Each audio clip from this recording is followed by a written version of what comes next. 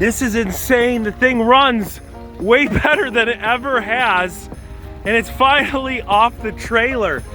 And okay, you guys have given the Range Rover a lot of grief. Look, 221,308 miles. But come on, a car that's made it 221,000 miles and it running this decently after a blown head gasket, $25 bottle of head gasket sealer. I don't know, I don't think you're giving it enough credit. Hey guys, I'm Sam Crack, and our cheap Range Rover has made huge progress since we initially got it. Now, if you haven't been following along, I picked this thing up at the salvage auction for only $1,400. But it didn't run, it didn't drive, and when you turn the key in the ignition, none of the electronics worked. When we finally got it to turn over, it would idle rough and die out. But after treating it with a $25 bottle of head gasket sealer, it seems to have rectified a ton of the major issues we've had with this car. And I haven't even touched it since we last worked on it. No new starter, no new valve cover gaskets, just this. A few days later, it decided to crank right over and it purrs. Now, I'm really excited about this because I hinted that if the Range Rover actually ended up working, well, I was gonna give it away to one of you. And I'm gonna bring you more details on that in a little bit, but we know it runs and idles first. We gotta make sure they'll at least make it into second gear. So let's hop in and give it its first drive.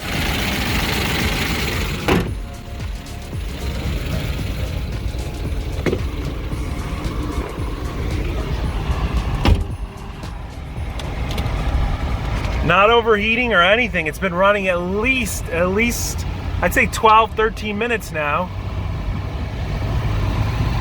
Wow, runs really nice too. This is driving way better than I expected. And I just want you to consider one thing here. Think about how much money we've really just spent fixing this car up. I've only shopped at the auto parts store. I had to buy new spark plugs. A set of 8 was about 25 bucks. I bought a new oil filter, that was about 15 bucks. The oil, right? We put a lot of oil, probably about 5 of those big 5-quart jugs, but all of those jugs that I bought, those are all old clearance rack jugs that I've had for a while sitting on my shelf. I only pay about $3 or $4 a piece for those. Again, when they clearance them out. Normally those jugs would cost about 20 bucks a piece, but for me, maybe I spent $20 on oil. We had to buy that piece of hose for 4 bucks that fixed our major oil gushing issue. And then the most amount of money we spent so far is on the head gasket sealer. I bought 2 bottles at 25 bucks a piece. If you add everything up, I've spent slightly over $100 to get the main issues in this car rectified, which is awesome. It's incredible how good this air suspension feels. It feels like it's a brand new, really smooth luxury SUV over these bumps. I don't think I've ever felt anything so smooth over this sort of terrain out here. All right, we're starting to creep up a little bit, and that's not a good sign. We'll have to check that out if it does indeed start to overheat. All right, it's climbing fast now. Hopefully that's because of air in the system. But before we shut it off, because I still haven't switched the starter in this car yet, let's just check one quick thing before it really gets into the bad zone. Let's see, do I have my flathead here? Yes. There's rainwater everywhere.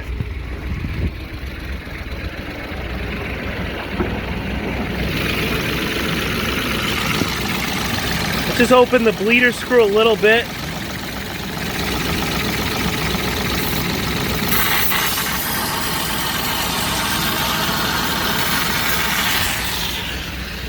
I just got sprayed. We're probably gonna have to shut her down. Oh no, look, it's cooling down. Maybe that was just the air, I don't know. All right, I've shut things off and I'm gonna leave this to kind of just bleed. I mean, is there moisture? I guess a tiny bit of moisture coming out of here, but I'm guessing and hoping that that was just air pockets that was causing the car to go close to the red zone, but it never got into the red zone. Look, I just shut it off maybe 1 minute ago, and it was on that last notch before the red zone. Let's see here. It cooled down pretty quick. It's right back in the middle. So yeah, there's no pressure coming out of this. Not to say that there might not still be some air in the system. Let's see what we got.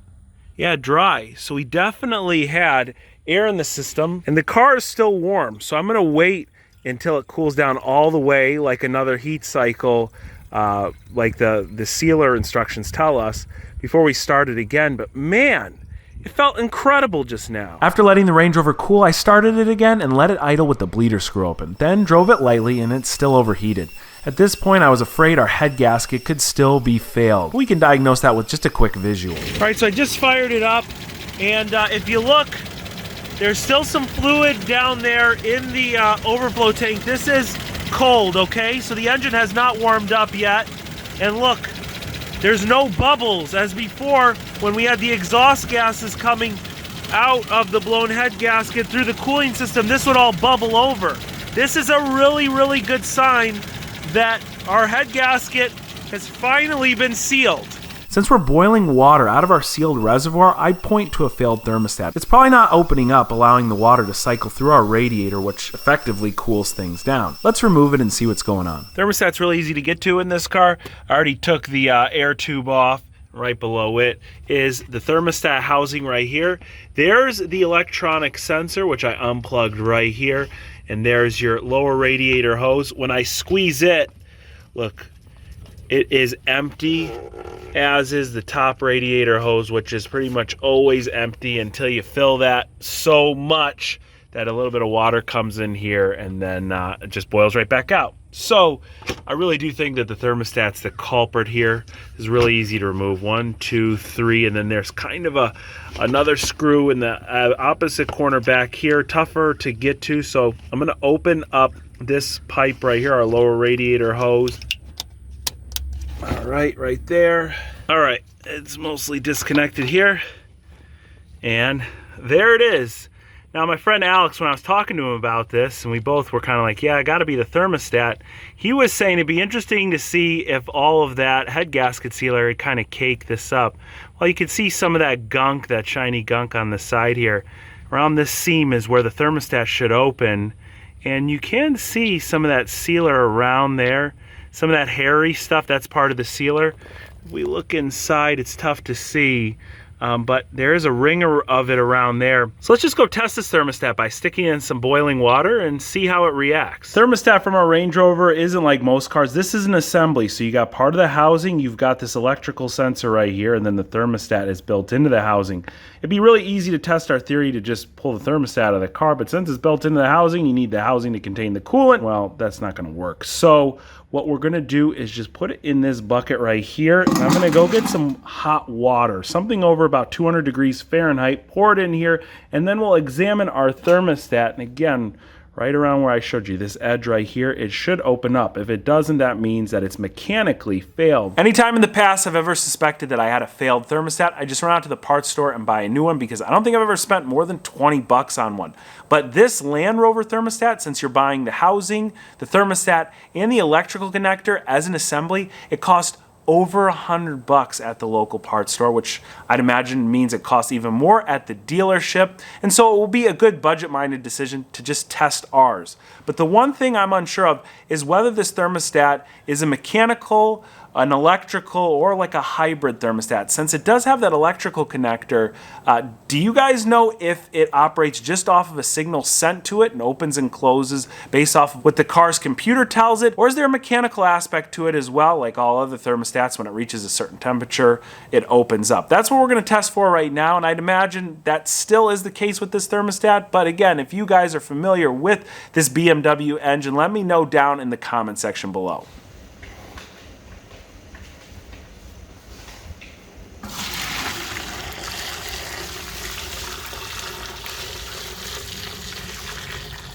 All right, it's been in this really hot water at least a few minutes now, and you could see where the thermostat's supposed to open is still sealed shut.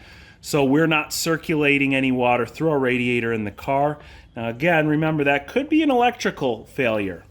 Our electrical sensor right here. Since I suspect this is a bad part and we don't want to spend a lot of money on this Range Rover, let's modify this thermostat so that it starts circulating some coolant and see if our car stops overheating. All right, check this out. Inside here is the inside lip to the thermostat, like right here. Now watch. If I put this up against the lip and just push, all right, I'm pushing with all my might and force.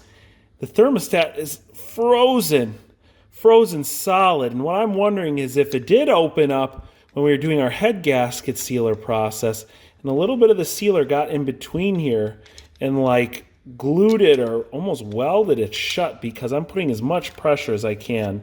I even have taken a flathead and put it on the edge everywhere in here, and I just can't get it to pop open. Possible I'm doing something wrong, but I really do think this thing has failed.